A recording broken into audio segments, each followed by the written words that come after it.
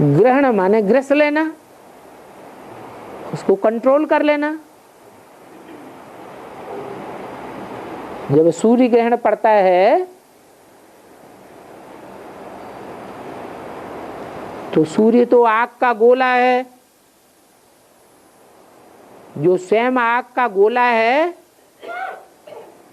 उसके ऊपर परछाया पड़ सकती है?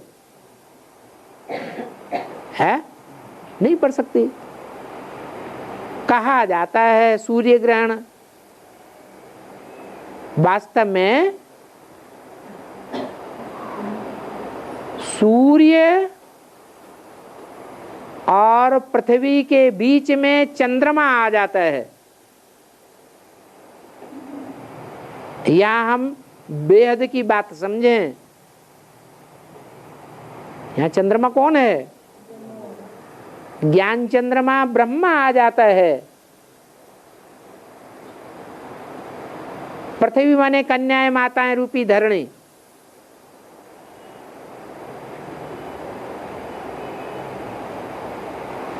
तो सूर्य के बीच, सूर्य की रोशनी जब चंद्रमा के ऊपर पड़ती है तो चंद्रमा का छाया कन्याओं माताओं के ऊपर पड़ता है या चंद्रमा का छाया सूर्य के ऊपर पड़ेगा?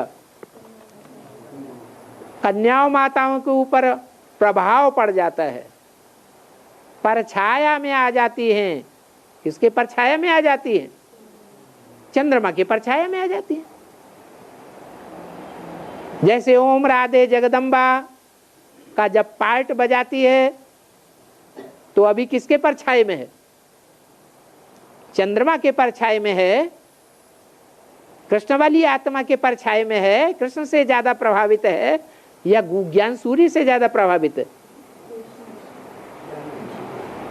किससे प्रभावित है? चंद्रमा से प्रभावित है। तो जो कन्याओं माताओं में मुखिया है वो ही चंद्रमा से प्रभावित हो गई, तो दूसरी कन्याएं माताएं तो बड़ी सहज है, तो बच्चे से ही प्रभावित हो जाती है।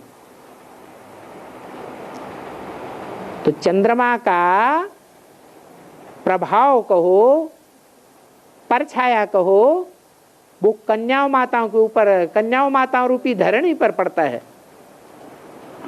तो जिन कन्याओं माताओं रूपी धरणी के ऊपर वो प्रभाव पड़ता है वो समझते हैं कि सूर्य ग्रहण लग गया।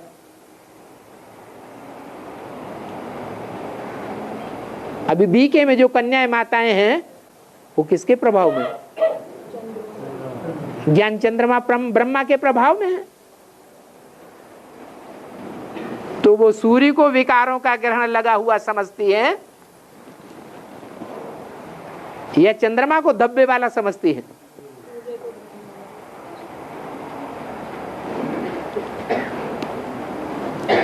तो सूर्य ग्रहण कहा जाता है, लेकिन वास्तव में सूर्य ग्रहण होता नहीं है। सूर्य ही अगर प्रभावित हो जाएगा तो फिर ज्ञान को प्रायः लोप कैसे कहेंगे? फिर तो पूरा लोप हो जाएगा या प्रायः लोप होगा? क्या होगा? पूरा ही लोप हो जाएगा। बाबा ने तो ये ज्ञान प्रायः लोप होता है, पूरा इसका लोप नहीं होता।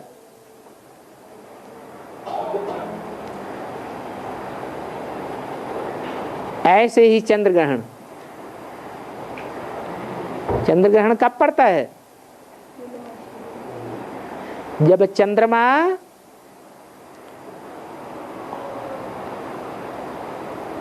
और सूर्य के बीच में पृथ्वी आ जाती है। कन्या माता रूपी धरणी बीच में आ जाती है। तो सूर्य की रोशनी पृथ्वी पर पड़ती है और पृथ्वी का परछाया किसके ऊपर पड़ता है? चंद्रमा के ऊपर पड़ता है और चंद्रमा का वो हिस्सा अंधेरे में आ जाता है। उसे चंद्रग्रहण कहते हैं।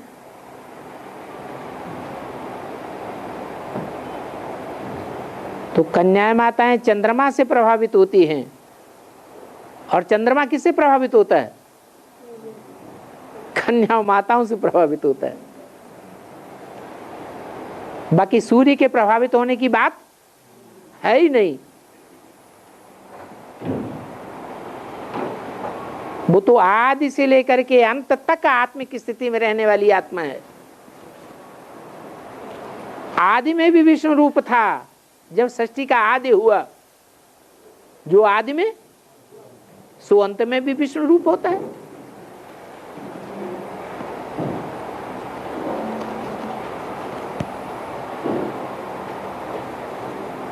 इसलिए शिव बाप को उसी का आधार लेना पड़े।